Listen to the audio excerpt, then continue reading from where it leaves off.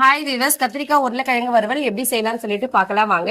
எண்ணெய், கடுகு, கருவேப்பிலை, வரமிளகா மட்டும் சேர்த்துருங்க. வரமிளகாலாம் நல்லா வறுபட்டதுக்கு அப்புறமா கத்திரிக்காவையும் உருளைக்கிழங்கையும் சேர்த்துக்கலாம். உருளைக்கிழங்கையும் கத்திரிக்காவும் இந்த மாதிரி கட் பண்ணி எடுத்துக்கோங்க. நீல வாக்குல கட் பண்ண வேணாம். இப்போ ஸ்பைசஸ் எதுவுமே சேர்க்க வேண்டாம். அப்படியே ஒரு 5 நிமிஷம் போல லோ ஃபிளேம்ல வச்சு வதக்கி விட்டு எடுத்துக்கலாம். அதுக்கப்புறமா தேவையான அளவு உப்பு சேர்த்துருங்க. உப்பு சேர்த்து 3 செகண்ட்ஸ்க்கு ஒன்ஸ் நல்லா கிளறி விடணும். இல்லைன்னா அடி பிடிச்சிரும். அதனால 3 செகண்ட்ஸ் 5 செகண்ட்ஸ் கலக்கி விட்டுட்டே இருக்கணும். சால்ட் மட்டும் ஆட் பண்ணி ஒரு 5 நிமிஷம் போல நல்லா வதக்கி விடுங்க. அதுக்கப்புறமா 1/4 டேபிள் ஸ்பூன் மஞ்சத்தூள், 1 டேபிள் ஸ்பூன் மிளகாய் தூள்.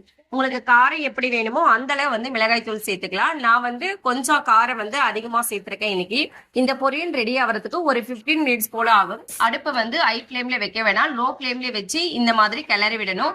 ஒரு 5 நிமிஷத்துக்கு ஒரு முறை இந்த மாதிரி கிளறி விடும் போது காய் நல்லா வெந்து வரும். சாம்பிளுக்கு உருளைக்கிழங்கு மட்டும் எடுத்து பாருங்க வெந்திருக்கான்னு சொல்லிட்டு. 15 மினிட்ஸ் குள்ளவே இந்த பொரியல் ரெடி பண்ணிடலாம். சைடிஷா ரொம்ப நல்லா இருக்கும். வெரைட்டி ரைஸ், கர்ட் ரைஸ், அதுக்கப்புறம் ஒயிட் ரைஸ்க்கும் ரொம்ப நல்ல காம்பினேஷனா இருக்கும். நீங்களும் ட்ரை பண்ணி பாருங்க. எப்படி இருக்குன்னு சொல்லிட்டு கமெண்ட் பண்ணுங்க. என்னோட சேனல் பிடிச்சிருந்தா சப்ஸ்கிரைப் பண்ணுங்க. தேங்க்யூ.